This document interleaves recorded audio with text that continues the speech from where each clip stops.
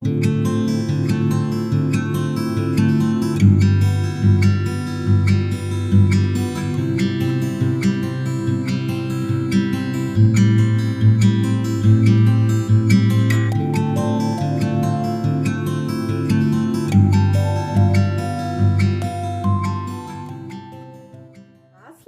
ومرحبا بكم. دبارتي اليوم هي بقلاوة تونسية بنينة وسهلة.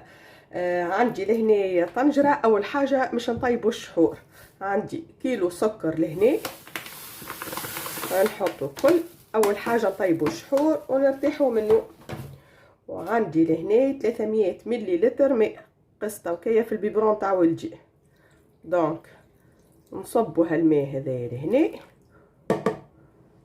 نقعدوا نحركوا فيه بالمغرفه لين يذوب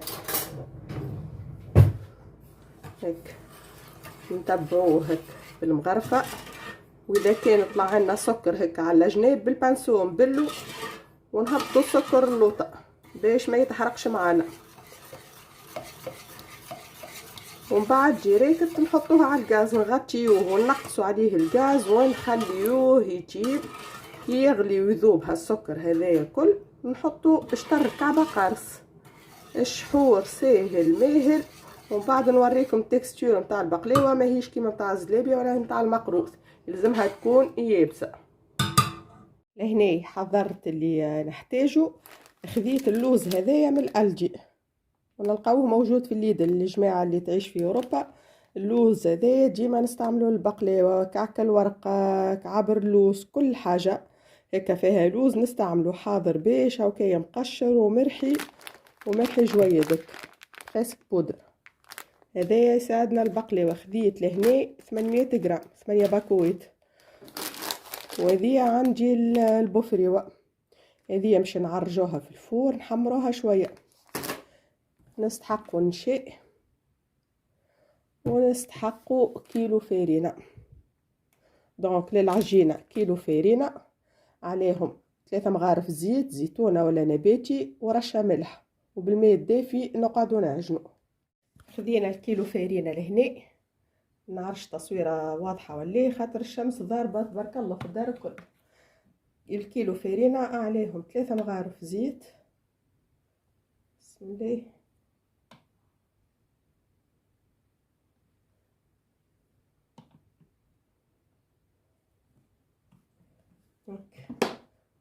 ندخلو الزيت في الفارينة بالكدا.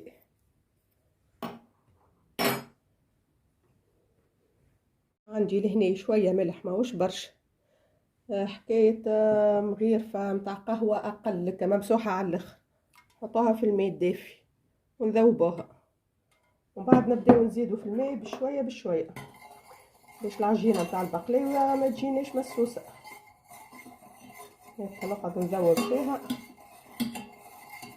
ونصب هي في الماء الدافي كيما تحب. كي نحطوها الملح مع الفارينة ديريكت تقطعنا العجينة من بعد. هنا يزيد الملح فيسا يذوب، ونبداو نزيدو في الماء بشوية بشوية الفارينة ونلمو.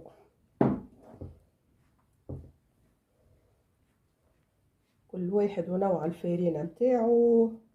ثما في الفارينة سبيسيال بقلاوة هذيك في تونس لهنا ماهيش موجودة، اما اي فارينة اني نخدم به. عملتها قداش من مرة، وصفة ناجحة.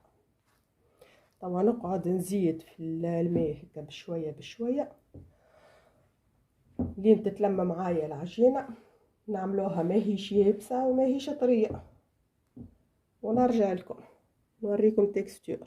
لهنا العجينة قعدت نلم فيها بالفاسون هذيا هيك، نعجن فيها نكركب فيها، مش نعجن عجينة خبز. تكستور هذه هكا تجي عجينة البقلاوة، ما تجيش يابسة وما تجيش كطرية برشا.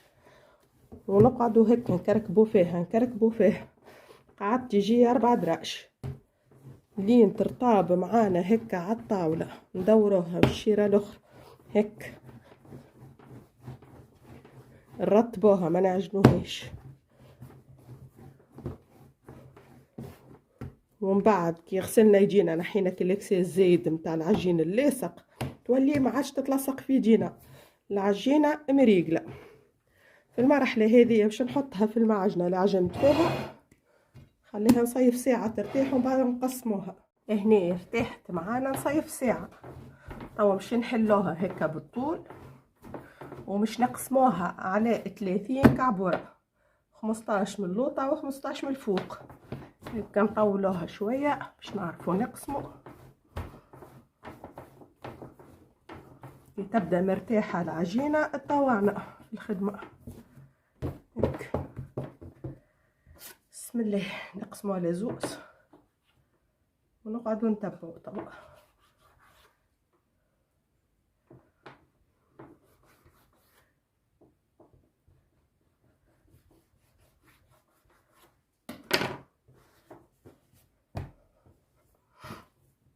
نقسموها على 15. لهنا كملت شكلتهم وغلفتهم هكاكا بنشاء، 15 هذوكم الفوق و15 من اللوطه. توا نبدا نحل بالكعيبه بنشاء. لهنا بعد ما غلفتهم بالنشاء خليتهم حكايه ربع ساعه مش برشا يرتاح. ناخذوا اول كعبوره هيك بنشاء وبالقلقال.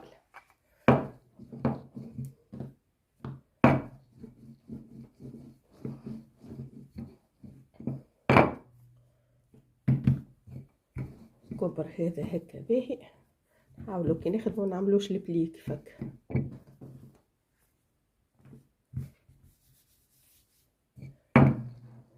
هكا نفرشها من هنا على جنب ونحط، نزيد فوقها الشاء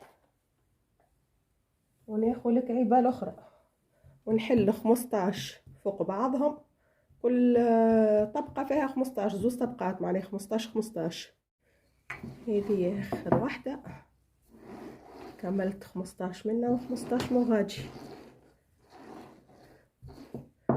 وحاجه مهمه نحطوا كميه وفيره من شاي ما بين كل طبقه وطبقه باش من بعد كي نمشي نحلوهم ما يلصقوش في بعضهم. اخزروا كيفاش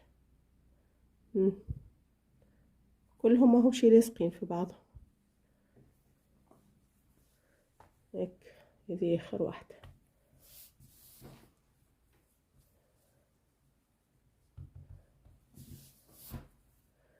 وهذوما ال 15 طبقه الاخرين هاكم على واحده لاصقه في الاخرى.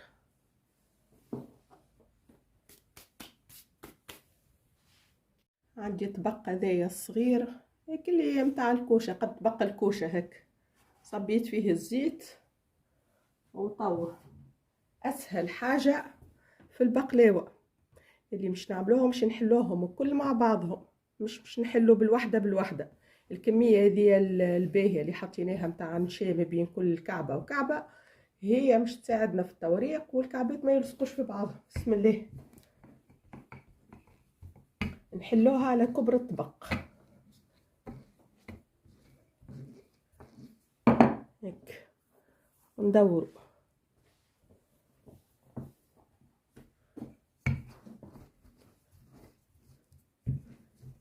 هيك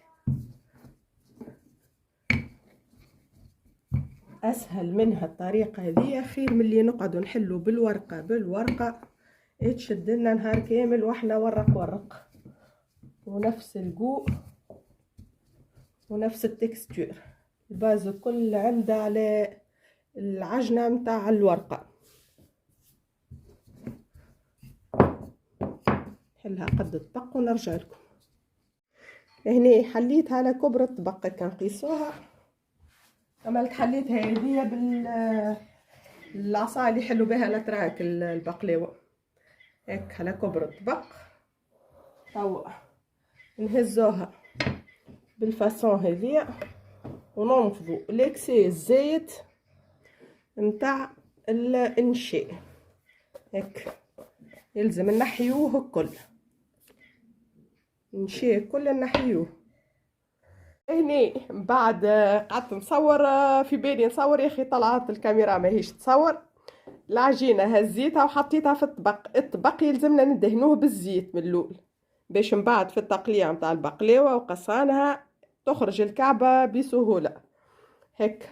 ونحطوا لهنا العجينه هذه هيك مريقله الشيرات الكل هيك نخليه هكا ليسباس باش نحطوا الفاكهه اللوز والبفريوه اللي عنا وهذا هيك نبعد هكا شويه ونقصوه ونكملوا الطبقات الاخرين ونحضروا اللوز نتاعنا. خذينا لهنا 800 غرام اللوز المرحي باش نزيدوا عليهم مقدار 50 غرام هكاكا سكر محور واللي ما يحبش ما يحطش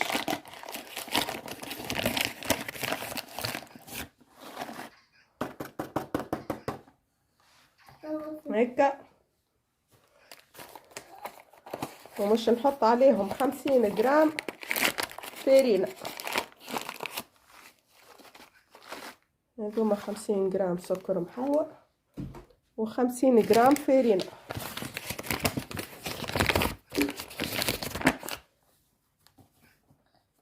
هيك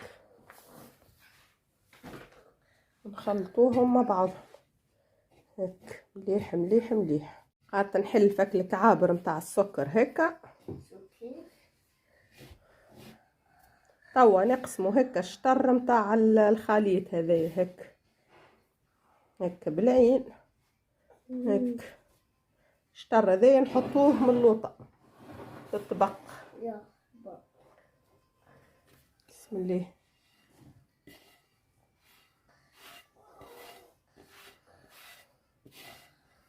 هذايا هكا ونحلوه مليح بيدينا من ثم كعبرة ونحيوه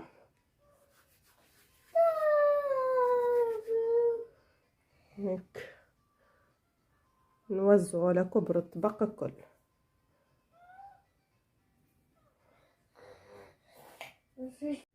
حطينا الشطر متاع اللوز هكا قاعده نقشر في البفريوه هيك محمرت هكا شويه نحيو القشره هكا ونحطو نوزعو 200 غرام الكل نوزعوها على كبر الطبق. عملت لهنا حطيت البفريوه وزعتها على كبر الطبق بالفاصون هذيا. توا نكملوا الخليط الاخر هكا نغطيو البفريوه الكل هيك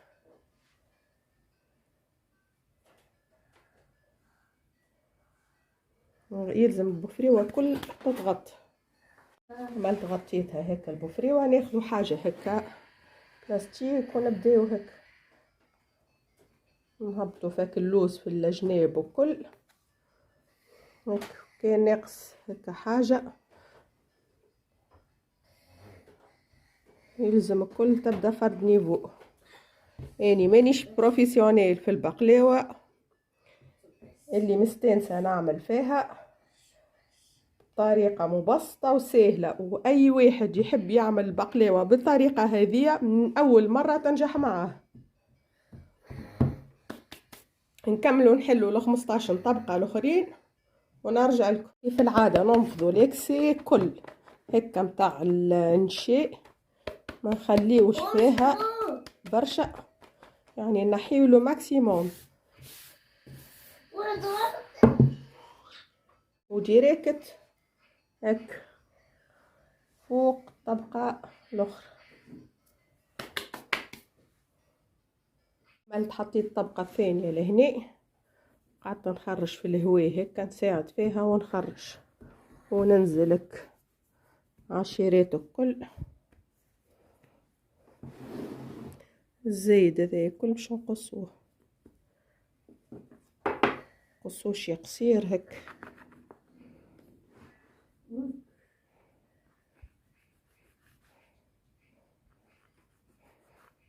هك ندور عليها داير ساير ونخليها ترتاح ومن بعد نقصوها ما نقصوهاش ديريكت. لهنا ارتاحت مقدار بيع ساعة مش برشا. وهذيا لهنا عندي زبدة وزيت زيتونة. الزبدة نحيت لها الحليب متاعها كل خليتها هكا صافية باش نشخشخ بها. ناخذ سكينة ماضية يلزم ماضية يعني عندي صغيرة ذي ديما تساعدني كان نخدم بها واللي عنده كراشيم هذاك تاع البقلاوه هاكا يسهلوا المأموريه. اللي ما عنديش يعني باش نقيس بذيه نتاع المقروض هيك. قبل كل حاجه يلزمنا نقصوا التور متاعها كل هيك، نساعدوا نهزوا هيك العجينه ذي هيك على جنب، ونساعدوا بدلت السكينه ذي نقص بها التور كل. بسم الله.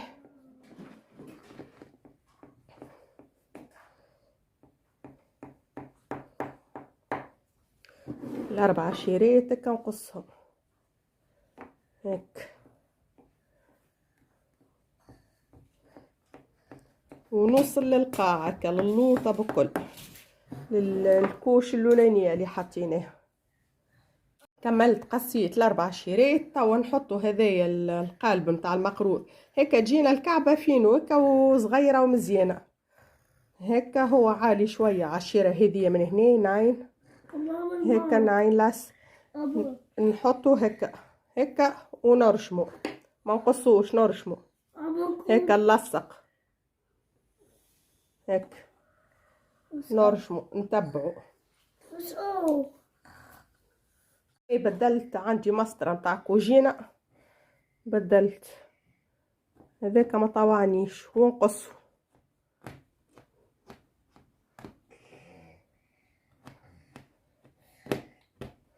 هيك.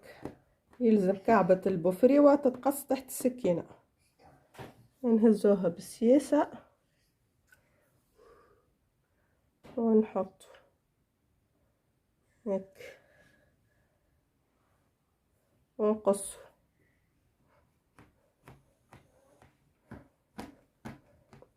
ولا اللي عنده كردونة هاكا يقص،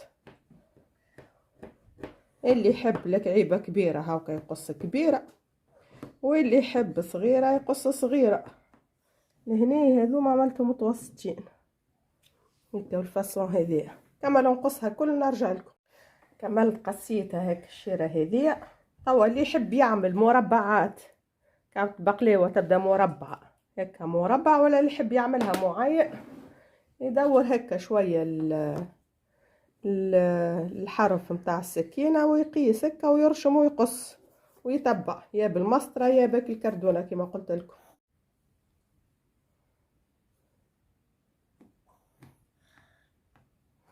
هيك نحطوها على جنب، نبداو نتبعو ونغرقو للوط.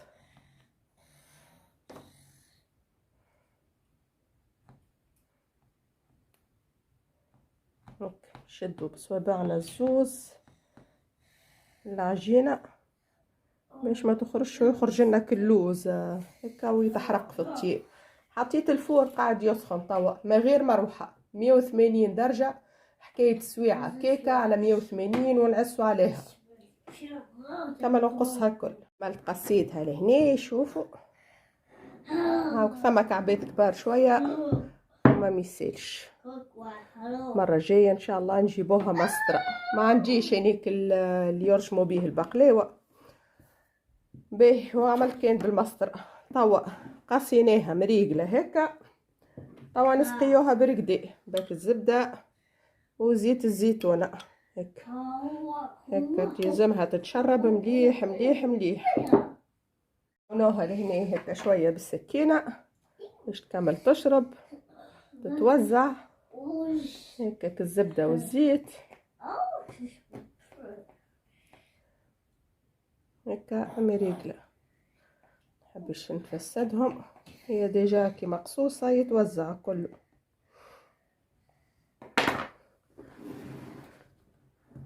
هيك.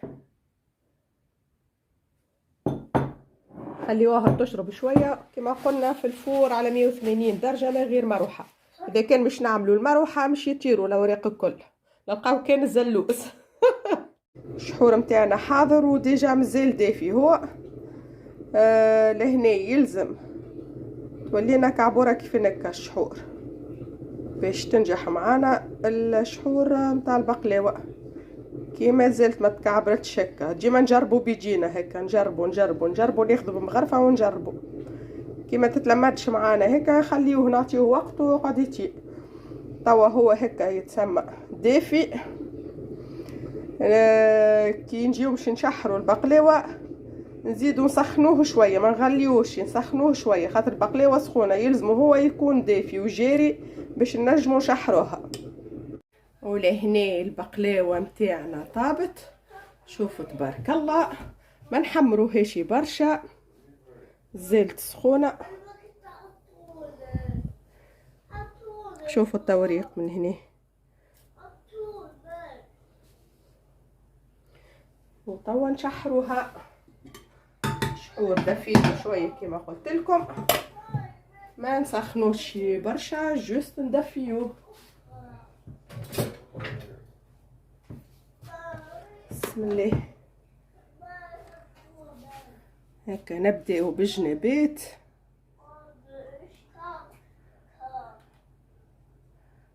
الجنابات لين نوصلوا للوسط. هك الفور سكرت عليه،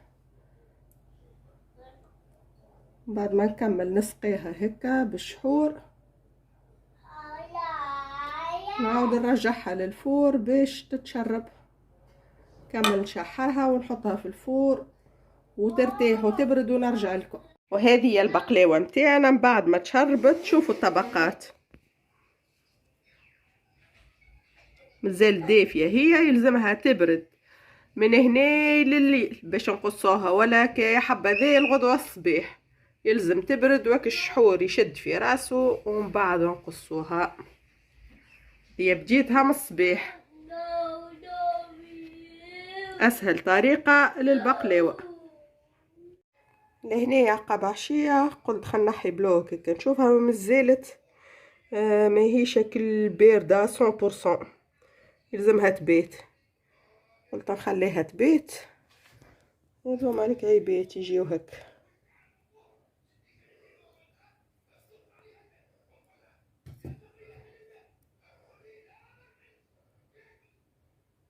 هاكا الفيتاج مريقله، دونك نبيتها وغدوه نقلعها باذن الله.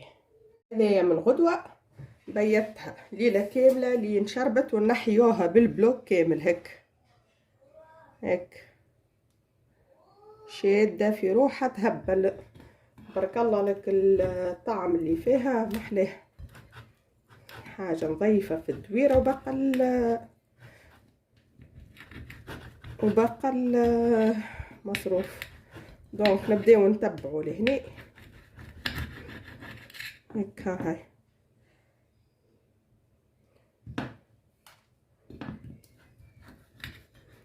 تتقص معانا بسهوله